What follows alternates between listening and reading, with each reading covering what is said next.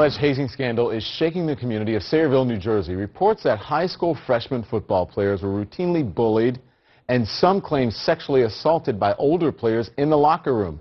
Football season is now canceled. CNN's Miguel Marquez has the story now. Friday night lights, cold in Sayreville, New Jersey. The entire football season canceled. The allegations beyond shocking. A criminal investigation underway, a school, its successful football program, and a town under the microscope. You have two problems right now. You have criminal charges or hypothetical criminal charges, and you're also dealing with juveniles. Thomas Buck was an attorney in the Middlesex County Prosecutor's Office. If the allegations that are being floated out there now are correct, I would expect not too long in the future you're going to start seeing arrests.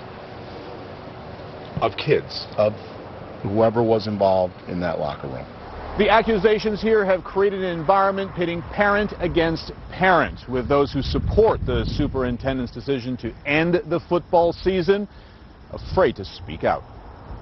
The allegations from several parents and their children all refused to appear on camera. Upperclassmen allegedly would corner freshmen in the locker room, howling the lights out.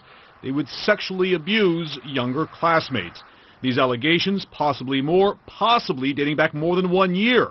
Neither the football coach nor any official of Sayreville High School has commented on the specific allegations. It was the superintendent who took the extraordinary decision to cancel the entire season. There were incidences of harassment, intimidation that took place on a pervasive level in which the players knew, tolerated, and in general accepted. The Sayreville Bombers, state champs 3 of the last 4 years, now the talk of the sports world, and not for their achievements on the field. Hazing in a high school football locker room in Sayreville, New Jersey. A storied New Jersey high school football program is canceling its season because of bullying. At a packed school board meeting, football players, parents vented. I haven't seen more dedication out of my son, and I want him to play the rest of this season. Players in shock and emotional. We're not going to have that closure of finishing our senior year, going out like we wanted to go out. It got taken from us for something that we didn't even know was going on. I don't think The Middlesex County Prosecutor will only confirm a criminal investigation is underway. Parents describe an atmosphere of uncertainty and fear, from the school hallways to the streets of this working-class town. Parents on both sides considering or have begun hiring lawyers. What would normally be a season of touchdowns and defense now turned into fear and the possibility of jail time. Miguel Marquez joins me now. They're dealing with the scrutiny of this scandal in Sayreville. Would it be fair to say that you were received with relative hostility by members of the community? I wouldn't say hostility, but I think people are really in shock there. They're not sure what exactly to do. There's a lot of concern about what is to come after, as this investigation unfolds. Literally, parents worried about their kids being picked up and jailed, arrested, and tried for something that they think was just, joking around. So speaking of that, as this investigation continues to move on, how many potential victims you think, and when do you expect to see charges? The numbers are very hard to come by. We understand there may be as many as 10 currently, but this may go back years, so there may be many more dozens to go, dozens if not hundreds of people in order to talk to for investigators. Thank you for covering that. I appreciate it, Miguel Marquez. If these disturbing accusations are true, what could cause teenage boys to do this to their teammates? We're going to hear from some experts next. I need to warn you that before we start this conversation, some of the language you're going to hear you may find offensive. It's not appropriate for children, so if you have children in the room and you don't want them to hear this, you need to get them out.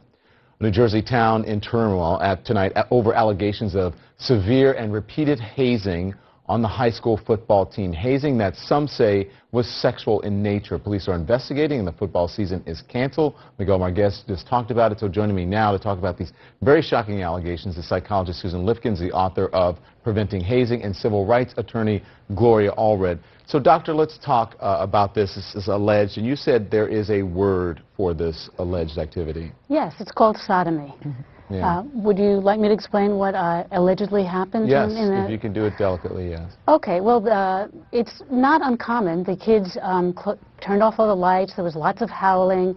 The larger kids, the older kids, would pin down the freshmen and then raise them in the air with a finger into their anus, and then withdraw the finger and put it into the mouths of the kids. That's what's allegedly reported. Yeah. And I think it's important for the audience to know that sodomy is common among athletic teams throughout the United States. This is not the first case, and unfortunately, it will not be the last. Doctor, what's the mentality of boys that would do this to other? I mean, they're supposedly otherwise good kids. What happens here? Right, they often are. They're even like they could be honest students, Eagle Scouts, anything. What it is it's a tradition.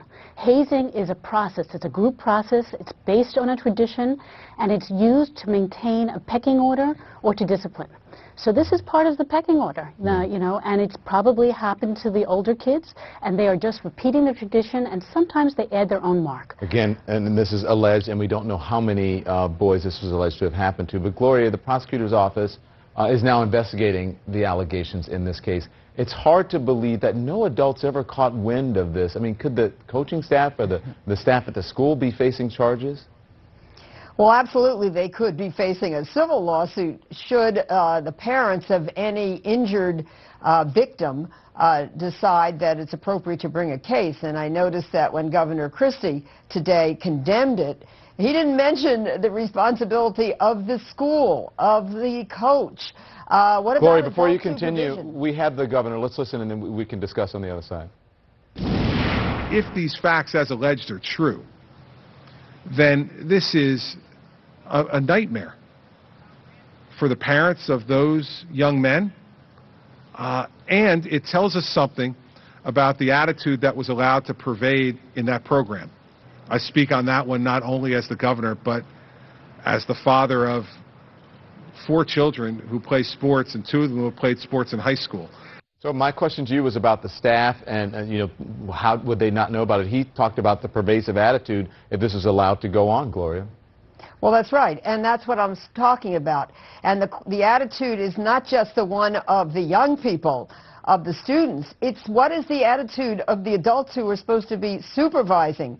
And that is really important. And I represent a young woman who was hazed at the University of Connecticut. There, the University of Connecticut did the right thing. They did an investigation of the hazing, and then they decided to ban the sorority and the fraternity that they found were responsible for it. That's zero tolerance for hazing, because hazing can be harmful to students, and parents don't send their young people to schools, to high schools, or to colleges to have them harmed, to have them injured. And that is why this school needed to stop the football season. I'm sure they didn't want to hurt players who weren't hazing, but they needed to take responsibility and stop this practice. Well, and that leads me to this, because even with these allegations, Dr. Lifkin, some parents are angry about the suspension of the season. How difficult must it have been for the person that eventually did blow the whistle to speak out about what's going on here? Well, that person is brave and should be honored, but is probably afraid to come forward. We need to show people that it is important to report hazing and to stop it, because actually they're saving many, many other kids on that team, and maybe other teams in the school and other schools, from being hazed, from being sodomized, from being hurt, both physically and psychologically. Mm-hmm. Gloria, can we continue on and talk about the attitude that you talked about, that the governor talked about? Because the Sayreville program is still recovering from the arrest and the resignation last week of a coach who was found with 800 milligrams of steroids and 14 syringes when he was pulled over on a traffic stop. So the school said that had nothing to do with students. But, I mean, does this tell you anything about the people who may be running that program? Well, that's right. Who's watching the store is really the issue. And of course, the principal, the coach, everyone, they need to take responsibility, because we talk about in loco parenti, we talk about schools, in a sense, acting as parents.